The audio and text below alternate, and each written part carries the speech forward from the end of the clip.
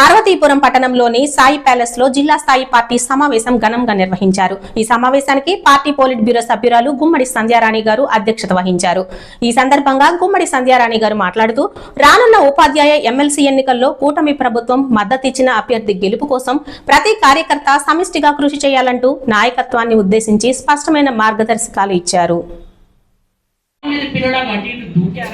లేకపోతే కొద్ది గీటారా ఇవన్నీ మీకే తెలుస్తాయి మాకంటే.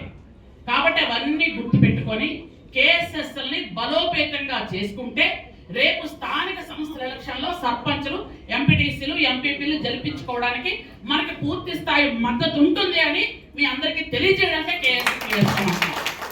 కాబట్టి కేఎస్ఎస్ఎల్ మీరు ఖచ్చితంగా 120 మందికి ఇద్దరిని వేయాలి, ఒక ఆడ ఒక మగ. ఖచ్చితంగా వేయండి. వేసి కేఎస్ఎస్లు ఈ నెల 25వ తారీఖు లోపు మాత్రం పార్టీకి ఇవ్వాలి. నలుగురు కూడా ఇక్కడ ఉన్నటువంటి నలుగురు ఈరోజు పాలకొండ జయకృష్ణ గారు ఆ కార్యక్రమం ఉండిపోయారు, అక్కడ లీడర్లందరూ ఉండిపోయారు. కాబట్టి పార్టీ ప్రెసిడెంట్ గారికి అవి ఇచ్చేయాలి, శ్రావణ్ గారికి. కాబట్టి మీరందరూ కూడా 20 రోజులే మనకు టైం ఉంది.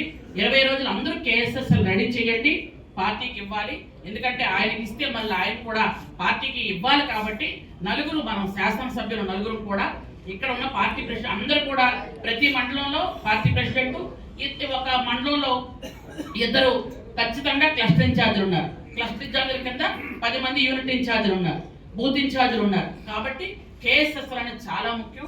కేఎస్ఎస్ఎల్ స్ట్రాంగ్ గా ఉంటే ఎలక్షన్ స్ట్రాంగ్ గా జరుగుతుంది. అది మన ఎలక్షన్లో మనం చూసాం. అందుకే 4 సీట్లు మనం గెలిచాం, మళ్ళీ అలాగే గెలవాలి. ఎందుకంటే మేము నలుగురిని గెలిచాం కాబట్టి అయిపోయింది కాదు.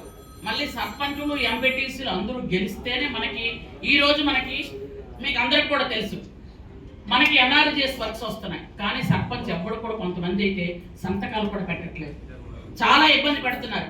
మా నియోజకవర్గంలో అయితే